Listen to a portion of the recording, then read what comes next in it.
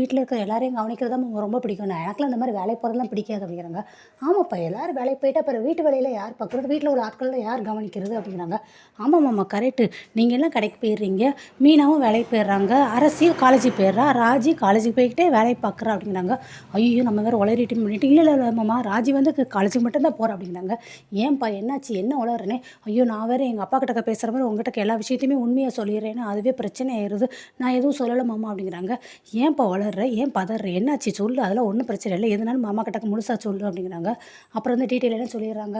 ராஜி வந்து ஏதோ home tuition எடுக்க போகிறாங்களாம், ஒரு வேற ஒருத்தவங்களோட வீட்டில் போய் டியூஷன் எடுக்க போகிறாங்களான்னு. என்னப்பா, வேறவங்க வீட்டிலமா போய் டியூஷன்லாம் எடுக்க முடியும் அப்படிங்கிறாங்க. ஆமாம் மாமா, அது பேர் வந்து ஹோம் டியூஷனு, மீனா ஆஃபீஸில் வேலை பார்க்குறவங்களோடைய குழந்தைகளாம், மீனா தான் இதுக்கெல்லாம் ஏற்பாடு பண்ணி கொடுத்துருக்காங்க அப்படின்னு மீனா வேறு இதில் சேர்த்து போட்டு விட்டுறாங்க. ஸோ இதனால் பாண்டியனுக்கு வந்து பயங்கரமாக கோவம் ஆயிடுறது. உங்கள் கிட்டக்க சொல்லாமல் என்கிட்டக்க சொல்லிட்டாங்களே அப்படின்னு சொல்லி நீங்கள் கோவப்படாதீங்க மாமா, என்கிட்டக்கே